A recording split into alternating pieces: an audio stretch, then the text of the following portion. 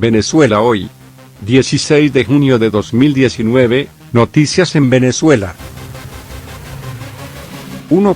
Países europeos sopesan sanciones contra el régimen de Nicolás Maduro.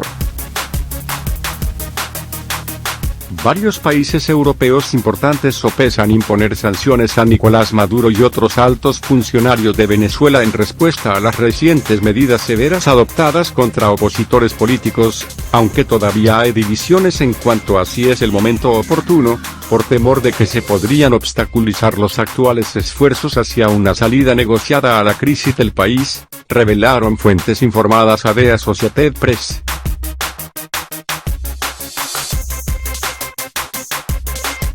Un grupo básico de 5 países, Alemania, España, Francia, Gran Bretaña y Holanda, contemplan restricciones de viajes y financieras antes de proponerlas al Consejo Europeo, agregaron diplomáticos y miembros de la oposición venezolana con conocimiento de los planes. Un total de 5 fuentes hablaron bajo condición de no ser identificadas porque no estaban autorizadas para mencionar públicamente las deliberaciones. Aunque Maduro es uno de una decena de funcionarios a quienes se les podrían imponer sanciones, no se ha tomado una decisión final, dijeron 2 de los consultados. El grupo todavía debe superar divisiones internas antes de presentar una propuesta formal a la rama ejecutiva de la UE. Existe un mayor consenso para sancionar a miembros importantes de las Fuerzas Armadas y del sistema judicial, quienes han sido fundamentales en la detención de los aliados del líder de la oposición venezolano Juan Guaidó, entre ellos el ministro de Defensa Vladimir Padrino, cuya familia se cree que vive en España. También está incluido en esa lista el ministro de Comunicaciones Jorge Rodríguez, un importante asistente de Maduro y enviado a las conversaciones con la oposición organizadas por Noruega, y Jorge Márquez, director del poderoso organismo regulador de las comunicaciones y que fue responsable de cesar la transmisión de la televisora española Antena 3 y la británica BBC a principios de año. Se ha logrado un avance constante para construir un caso legal sólido para las restricciones, pero el principal obstáculo es la incertidumbre del impacto que podrían tener en el esfuerzo de mediación de Noruega entre los representantes de Maduro y de Guaidó, agregaron las fuentes. Nuestra prioridad no es imponer nuevas sanciones, pero tampoco relajar la presión de las existentes a miembros del gobierno venezolano, dijo un alto funcionario del Ministerio de Asuntos Exteriores de España. El esfuerzo por el momento está centrado en el diálogo de Noruega. Después de 2 rondas de conversaciones en Noruega, la oposición no había aceptado para el sábado una tercera ronda programada para comenzar la próxima semana en Barbados, dijeron 3 diplomáticos a la AP. Guaidó, quien ha sido reconocido como el presidente interino de Venezuela por más de 50 países, entre ellos la mayoría de los miembros de la UE, prometió no regresar a la mesa de negociación hasta que Maduro esté dispuesto a convocar elecciones presidenciales anticipadas. El gobierno sueco también confirmó el viernes que organizó conversaciones esta semana entre 2 importantes potencias con intereses en Venezuela. A las conversaciones en Estocolmo no asistió ninguna parte de la lucha por el poder venezolano, pero incluyó a diplomáticos de Rusia, el principal apoyo financiero y militar de Maduro, así como a Enrique Iglesias, el nuevo enviado de la UE para Venezuela. Hace casi 2 años, el gobierno del presidente Donald Trump agregó a Maduro a su lista de sancionados, que ya incluye a más de 100 funcionarios venezolanos y allegados cuyos bienes en Estados Unidos fueron congelados y tienen prohibido hacer negocios con estadounidenses. Sin embargo, La UE ha sido más lenta que Estados Unidos y Canadá en su enfrentamiento con Maduro por el temor de que pueda afectar la posibilidad de una solución negociada al estancamiento político que ha exacerbado la miseria en un país en donde más de 4 millones de personas, casi 15% de la población, ha migrado al extranjero en busca de trabajo y alimentos.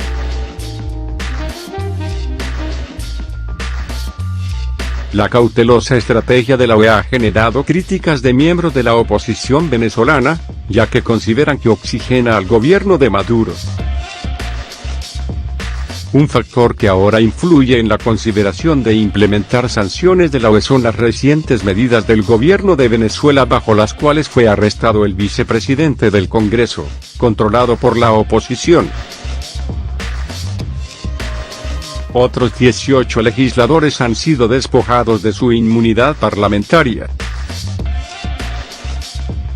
Maduro ha argumentado que su campaña represiva se ha dirigido contra los legisladores que respaldaron el fallido levantamiento militar del 30 de abril y que Guaidó ha dicho que fue un intento para restaurar la democracia de Venezuela. La UE, que intenta allanar el camino hacia unas elecciones libres y justas mientras garantiza la entrega de ayuda humanitaria al país a través del Grupo Internacional de Contacto, no ha descartado las sanciones en sus comunicados públicos.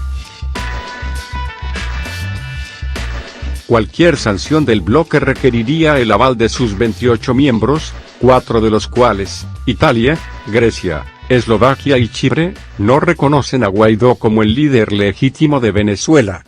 Gran Bretaña es el principal promotor de las sanciones.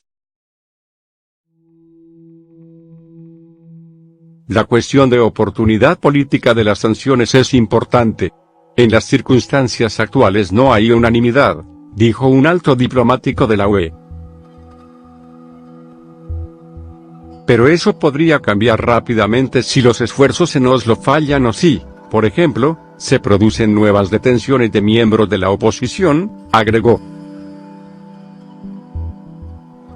Además de un embargo de armas y una prohibición para exportar equipo antimotines para la policía desde 2017, el Consejo Europeo ya congeló los bienes de 18 personas y les prohibió viajar al bloque.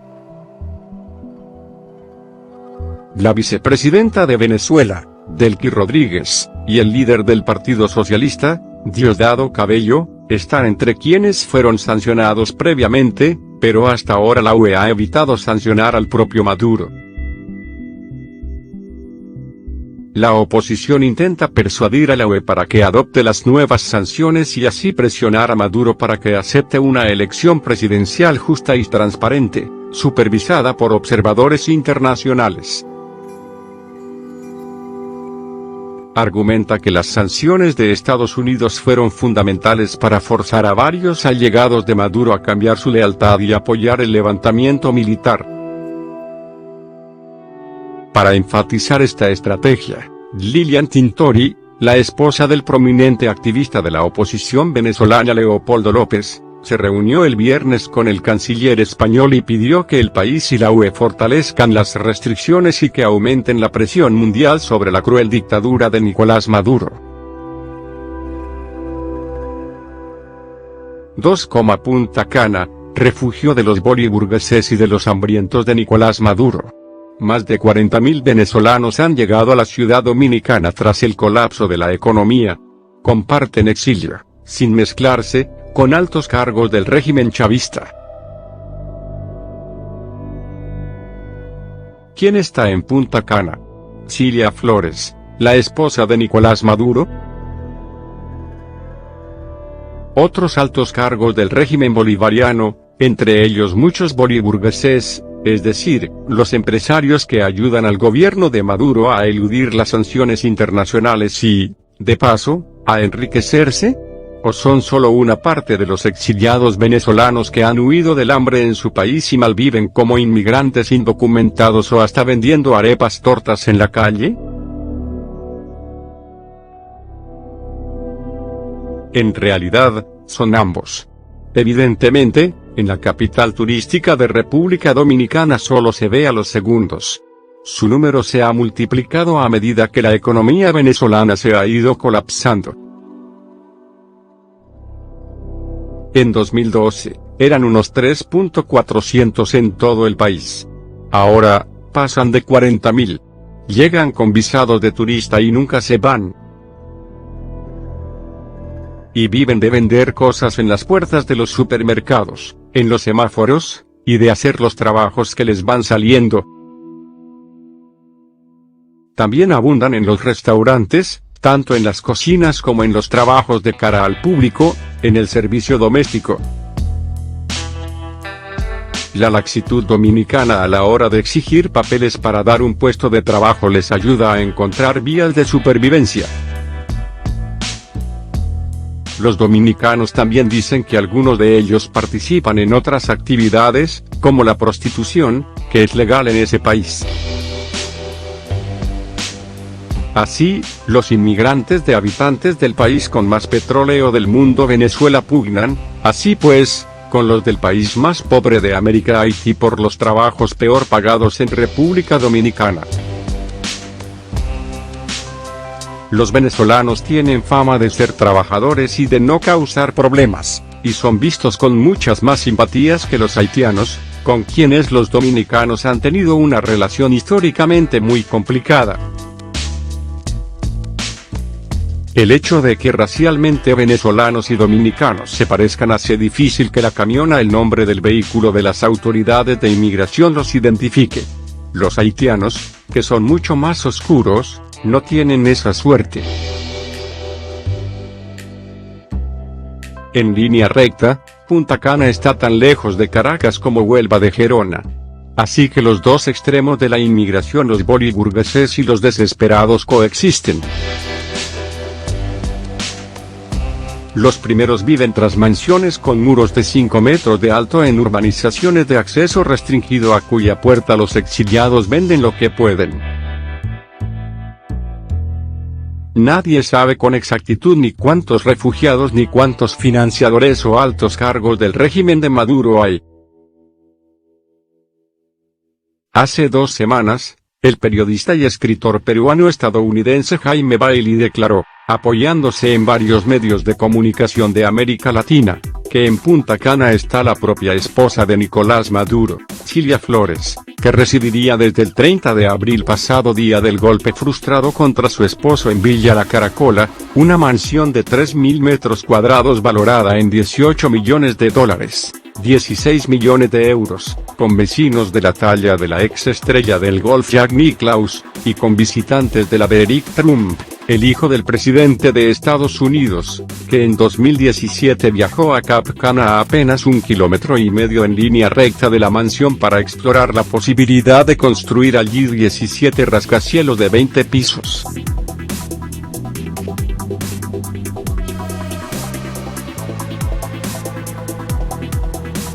El proyecto parece paralizado, entre otras cosas porque las ordenanzas municipales prohíben la edificación de bloques de más de 4 metros de altura para proteger el paisaje.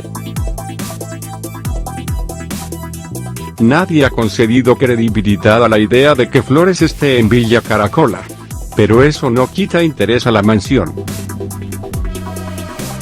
Su dueño es la epítome del boliburgués, el multimillonario venezolano Samark López Bello, amigo personal del ex vicepresidente y actual ministro de Industrias y Producción Nacional venezolano, Tarek El Aissami, un autoproclamado chavista radical que llegó a sonar como sucesor de Hugo Chávez, hasta que, según algunas fuentes, los cubanos decidieron que ese puesto fuera a Nicolás Maduro.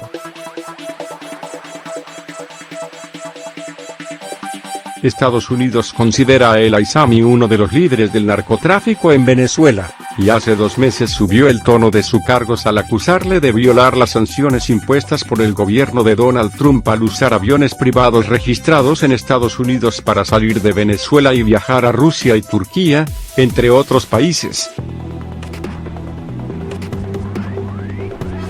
La persona que se encargó del alquiler de los aparatos y de toda la logística de la operación fue, según Estados Unidos, López Bello. Así que no es de extrañar que el 12 de mayo, La policía dominicana, en una operación conjunta con las autoridades estadounidenses, entró en Villa Caracola, con la intención de arrestar a López Bello para extraditarlo a Estados Unidos. No lo encontraron, aunque detuvieron a 4 personas, 2 venezolanos y 2 colombianos, y se incautaron de $43.000, 38.500 euros, en metálico y 3 coches deportivos. La presencia de López Bello es solo otro signo de que Punta Cana es, con Miami y Madrid, la capital mundial de la élite venezolana madurista, y uno de los centros de operaciones de la amplia red de empresas y canales financieros creados por el chavismo para eludir las sanciones internacionales. Pocos han logrado, sin embargo, el grado de virtuosismo de Danilo Díaz Granados, que vivió durante al menos una década en el exclusivo barrio de La Romana, en Santo Domingo, la capital del país. El caso de este banquero es digno de estudio. Díaz Granados no solo ha logrado rentabilizar sus excelentes conexiones con el chavismo, que fueron conseguidos, en parte, gracias a que 2 de sus socios, Ramiro El Meyer y Alex del Nogal, compartieron cárcel con el fallecido líder cuando este estuvo en la cárcel por golpista, a principios de la década de los 90. Es que también es socio del ex portavoz de Donald Trump, Anthony Scaramucci. Díaz Granados no solo fue socio de Scaramucci, sino que en 2017 le compró, conjuntamente con la empresa china Na, su Hedge Fund, un tipo de fondo de inversión que no está regulado, por $180 millones, 161 millones de euros, según la agencia de noticias financieras Bloomberg.